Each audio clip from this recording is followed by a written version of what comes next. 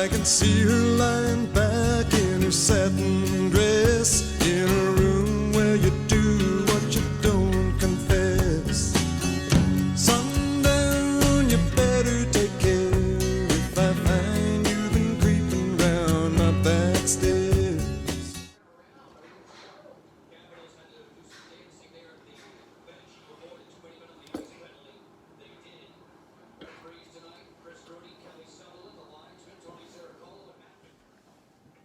Happy Homebrew Wednesday. It has been a minute since I've done one of these. I'm going to start out, and I told this person I would do this. I'm going to be doing enjoying a blonde, Ingrid Blonde Braggot, 10%. That's a way to start off a Homebrew Wednesday. From none other than Little Face Brewing, SJ Pour. And I think I've had a Braggot before, but it was mixed with some lemonade or some hard lemonade, I think, at an NHC. So it's been a while. Wow, this smells really good.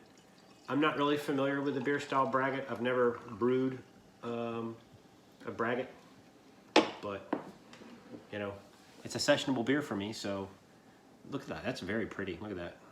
Very clear, and wow. What does it smell like?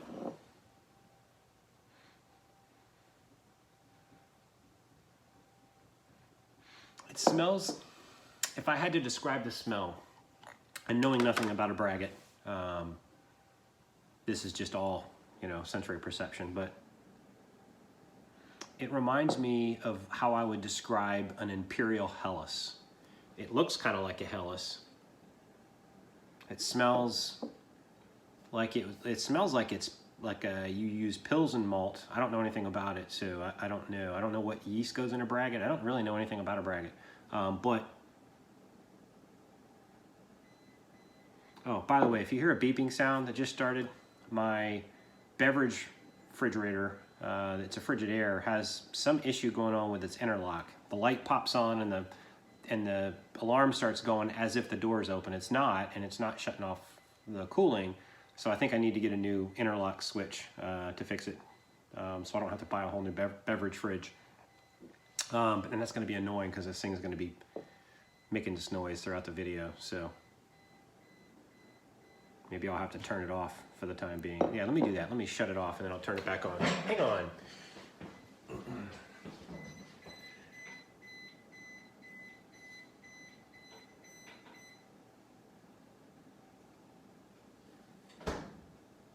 Wow. Tried to turn the power off, but it won't even turn off, so we'll see what happens. But anyway, yeah. I think I'm getting some floral aromas on the hops. Maybe, I can't really tell. But yeah, it's kind of a floral quality. But yeah, it just reminds me of an Imperial Helles. So, hey, cheers, SJ. That is not what I expected. Wow. Okay, so now I'm gonna think it's either got a lot of honey in it or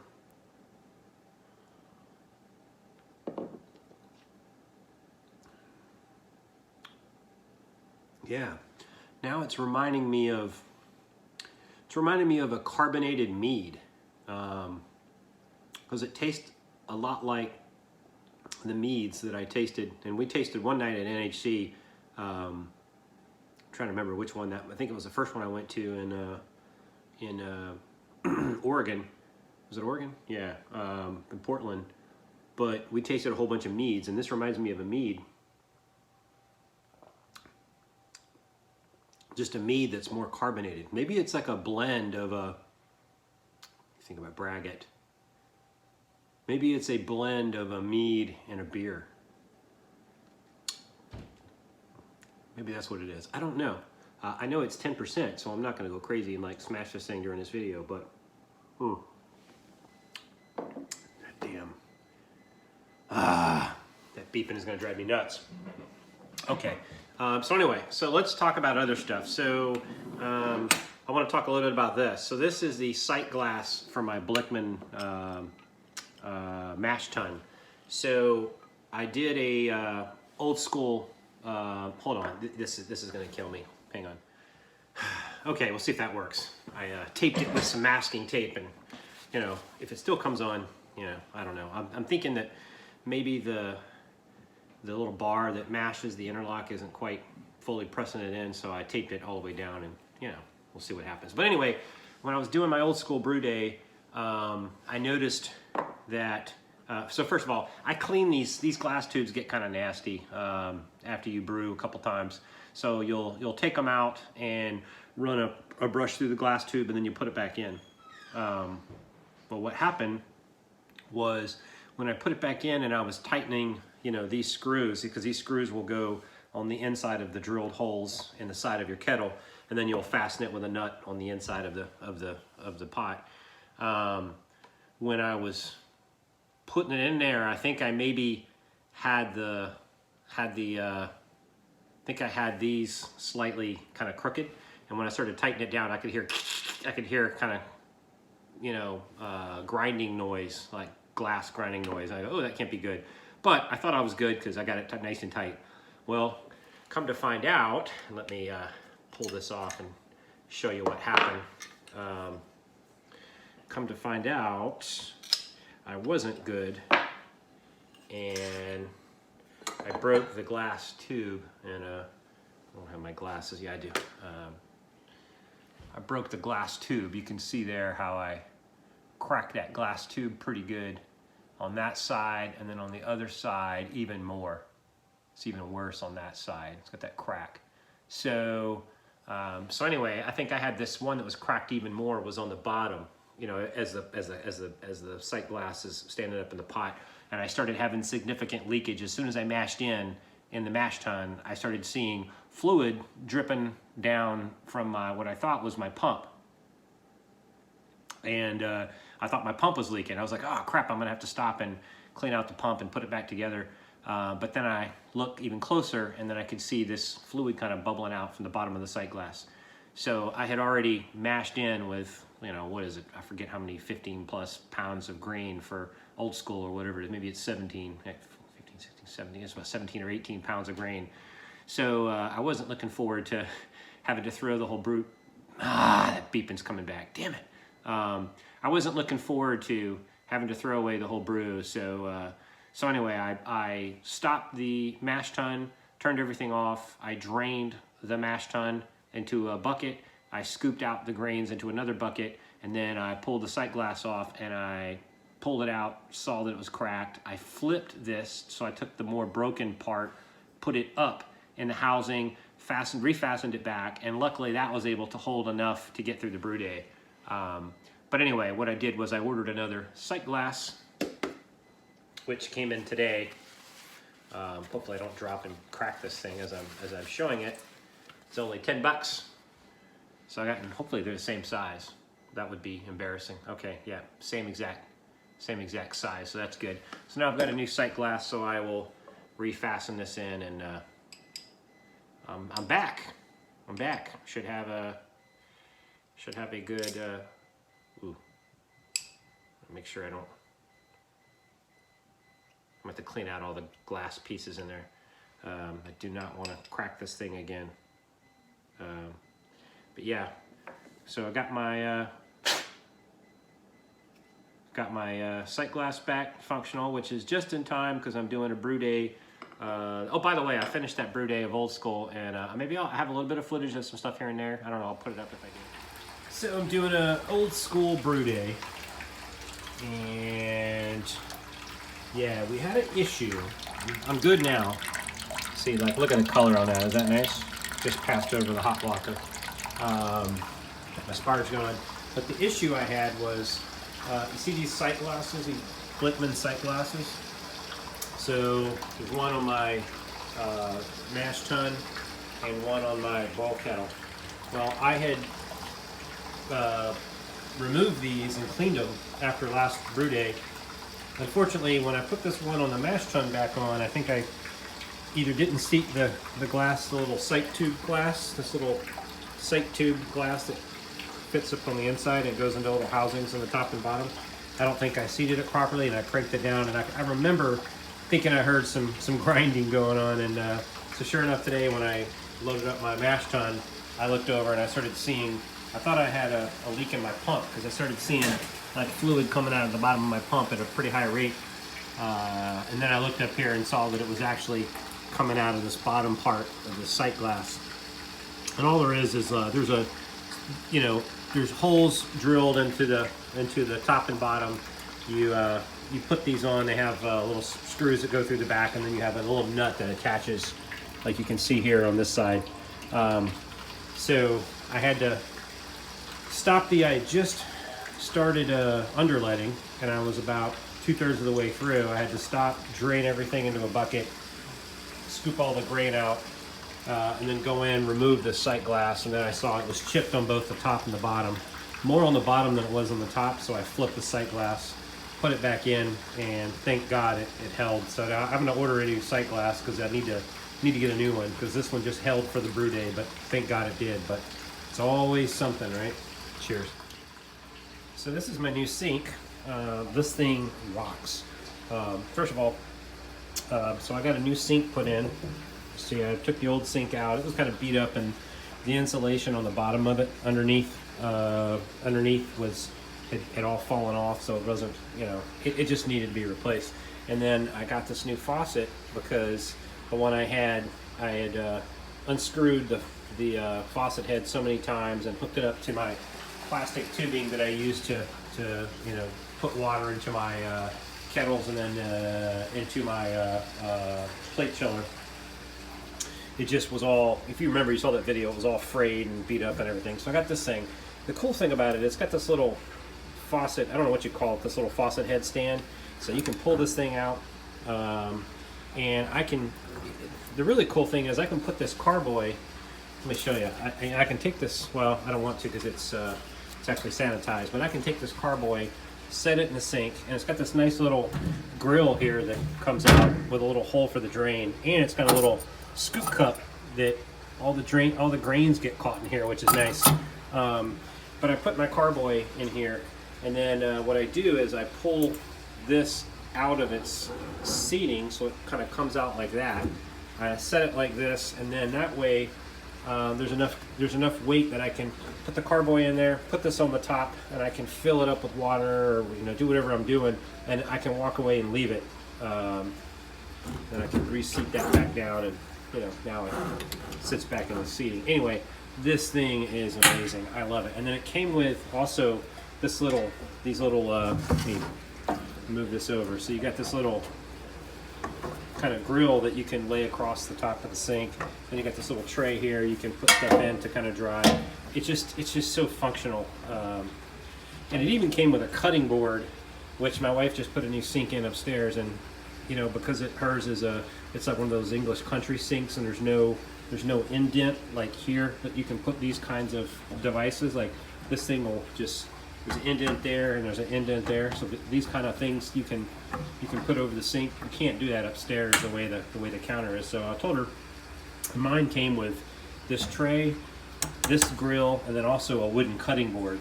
And she took my cutting board upstairs, but I can put it here, and we can chop stuff over the sink, which we can't do in our kitchen sink. So this thing is like super functional. I'm loving it.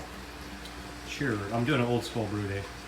But I hit my numbers perfect. 1076 was my final gravity. I was shooting for a 1075, so I was good. And I hit my pre-boil right on what it was supposed to be, 1061. So it was perfect brew day. Other than having that kind of mishap with the, with the sight glass. So all's well that ends well, and this ended well. So very happy with that. Make sure I've got this going the right way. I always got to think about how this goes on. Yeah, it goes on like this. So that's really not much else to report today, other than yeah, I got my sight glass back. This is awesome. Man, that's a bad feeling when you're doing the middle of a brew day and you're thinking you're screwed, and you just, you can't give up, you can't lose your head, you got to just kind of remain calm, think through like what's the problem, address the problem. Luckily, reversing this broken sight glass to the less broken part was able to get me through the workday until I got another $10 Blickman sight glass tube sent to me. But I will make sure from now on when I assemble this, I don't rush and pay attention to what I'm doing, since I do not want to crack another one of these and have a brew day potentially ruined. So, but anyway, yeah. So I'm doing a brew day this weekend. It's going to be a saison, and it's going to have a lot of Pilsner, a lot of flaked wheat, flaked oats, orange blossom honey, and that's hard to find. I couldn't find it in my homebrew store. I had to go to Whole Foods, which is kind of a little fancy schmancy store, and I found it on the bottom of the shelf, thankfully. But I got a pound of orange blossom honey in there. I'm using, I'm trying to remember the name of it. It's an imperial yeast. I forget what it was. It's some kind of Belgian saison type yeast. So I'll use that. And yeah, it's a buddy that I know through my job. He's a fellow home brewer, so he's brewing from Colorado. I'll be brewing it from here, so that's fun. And then that's and the most important thing is I finally found out what I'm going to do with my barrel. So I kind of mentioned on Facebook and some other things. Some of you guys, a beloved member of. So I'm a member of the 508th Parachute Infantry Regiment, which is the Fury Brigade. In the Army, I was a commander there, and we actually got to inactivate the brigade. So I was the last battalion commander for my particular unit in the Fury Brigade. But back in World War II, this guy, we called him Rock Merritt. He was our honorary regimental sergeant major. He actually jumped in World War II in the unit that I ended up serving in like many decades later, and jumped in as a young corporal. I mean, amazing story. The stuff he had, like landmines strapped to him and his battalion commander's bicycle. He cut that thing loose on the way down. But he was there when I jumped into Normandy 70 years later for a commemorative. They do a commemorative jump every year if the weather's nice. And my last parachute jump in the 82nd Airborne Division, I got to fly over to Normandy, and we did a wing exchange with the French military. So I was awarded French parachutist wings, and I got to pin American parachutist wings on the French jump master that threw me out the door. So.